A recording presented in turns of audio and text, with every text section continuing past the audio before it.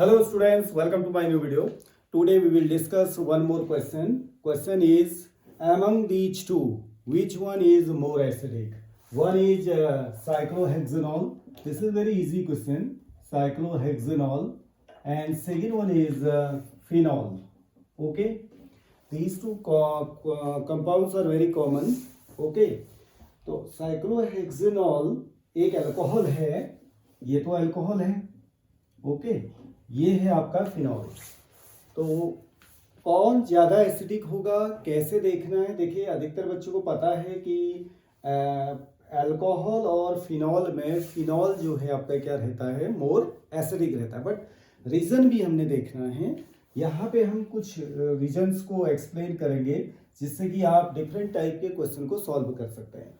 Number एक तो आप ये देखिए कि OH ग्रुप जिस कार्बन से अटैच है, ये OH ग्रुप जो है जिस कार्बन से अटैच है उसका नेचर भी आपको समझना है. ये जो आपका कार्बन है, अगर आप फिनॉल के केस में देखें इस कार्बन को और अल्कोहल के केस में देखें इस कार्बन को, तो दोनों जो कार्बन हैं उनके नेचर अलग अलग हैं. फिनॉल के केस में जो ये कार्बन है ये है आपका sp2 hybridized. But in case of this alcohol यानी कि cyclohexanol, this one is sp3. Okay, due to this different nature of the carbon, the electronegativity of this carbon is very different. sp3 जो carbon है इसकी electronegativity क्या होती है आपकी, कम होती है. और sp2 कार्बन की इलेक्ट्रोनेगेटिविटी क्या होती है आपकी, ज़्यादा होती है. तो sp2 कार्बन की अगर इलेक्ट्रोनेगेटिविटी ज़्यादा है तो ये आपका क्या करेगा, लोन पेयर, ये जो लोन पेयर है यहाँ पे इसको अपनी ओर को ज़्यादा इंटरेक्ट करेगा. जब ये ज़्यादा इंटरेक्ट करेगा तो ऑक्सीजन में क्या चार्ज आएगा आपका, पॉजिटिव चार्ज डेवलप होगा. जब ऑक्सीजन जो है ज़्यादा पॉजिटिव होगा, ज़्यादा इलेक्ट्रोपॉजिटिव होगा यहाँ पे, तो इससे आपका O और H के बीच का बॉन्ड यहाँ शिफ्ट करेगा, तो एक फिनॉक्साइड आयन बनने के चांस यहाँ पर क्या रहेंगे, ज़्यादा रहेंगे, phenoxide ion. Okay, in case of this cyclohexanol क्या होगा आपका, sp3 जो कार्बन है वो लेस इलेक्ट्रोनेगेटिव है, तो यहाँ पर जो पॉजिटिव की डेंसिटी क्या होगी ऑक्सीजन में, कम रहेगी. ऑक्सीजन लेस पॉजिटिव होगा इन दिस केस, तो जिससे क्या होगा O और H के बीच का बॉन्ड आपका ऑक्सीजन की तरफ जो आना है उसका इंटरेक्शन क्या रहेगा, कम रहेगा. तो जब इसका इंटरेक्शन यहाँ आना कम होगा तो यहाँ पर जो भी आपका एक तरह से समझ लीजिए अल्कोक्साइड आयन बनेगा ना, उसके चांस भी क्या रहेंगे, कम रहेंगे और वो अनस्टेबल भी होगा. जैसे ये फिनॉक्साइड आयन है, ये यहाँ पे क्या करेगा आपका, डिलोकलाइज करेगा. इट मीन्स रेजोनेंस स्टेबलाइज्ड एक फिनॉक्साइड आयन बनेगा, तो वो ज़्यादा स्टेबल भी होता है. देखिए, कभी भी याद रखिएगा, किसी एटम आयन के निकलने के बाद अगर कोई स्पीसीज बनती है और बहुत ज़्यादा स्टेबल है तो वो प्रोसेस क्या रहता है, फास्ट होगा. तो यहाँ पर आपका फिनॉक्साइड आयन स्टेबल बनता है, तो इट मीन्स H+ निकलना क्या होगा, आसान होगा कंपेयर टू ये साइक्लोहेक्सेनॉल के.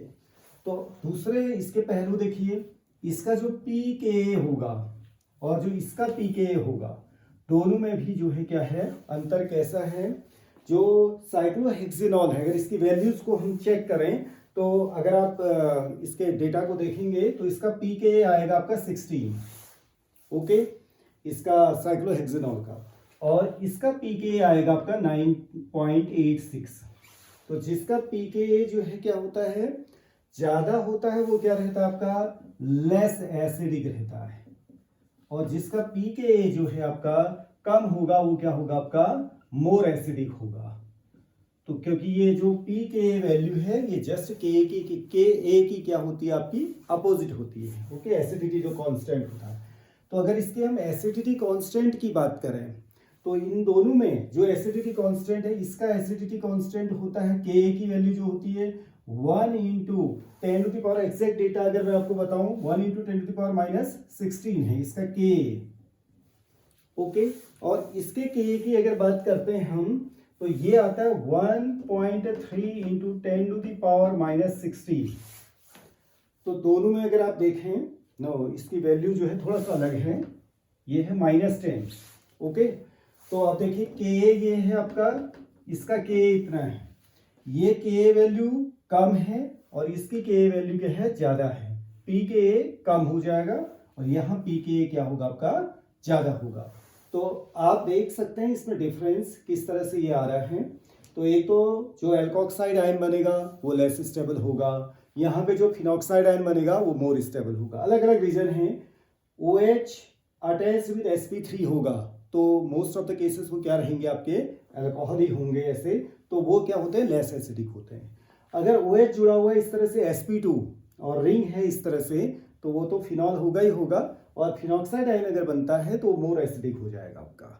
ओके, तो कुछ चीज़ें मैंने डिस्कस करी इसमें, और इसके अलावा जो है क्वेश्चंस जो आए हुए हैं वो या तो कार्बन को लेकर के पूछे गए हैं या इन दोनों में एसिडिक नेचर पूछा गया। बाकी सब्स्टिट्यूएंट को लेकर के अगर आप देखेंगे कि यहाँ पे NO2 ग्रुप लगा होगा या CH3 ग्रुप लगा होगा तो उसका नेचर फिर क्या हो जाएगा, थोड़ा डिफरेंस में रहेगा। जैसे अगर इसमें इलेक्ट्रॉन विड्रॉइंग ग्रुप अगर आप लगा देते हैं, फिनॉल में NO2 ग्रुप अगर आप लगा देते हैं, इलेक्ट्रॉन खींचने वाले ग्रुप को, तो इसकी एसिडिक स्ट्रेंथ को क्या करेंगे, बढ़ाएंगे। अगर फिनॉल को इलेक्ट्रॉन देने वाले यानी कि इलेक्ट्रॉन डोनेटिंग ग्रुप जैसे CH3 है, इस तरह के ग्रुप अगर आप इसमें लगा देते हैं तो ये इसकी एसिडिक स्ट्रेंथ को कर देगा, कम कर देगा। ओके, तो इससे रिलेटेड आप क्वेश्चन बनाइएगा, जहाँ पे प्रॉब्लम होती है तो उसको पूछ लीजिएगा। Okay, thank you.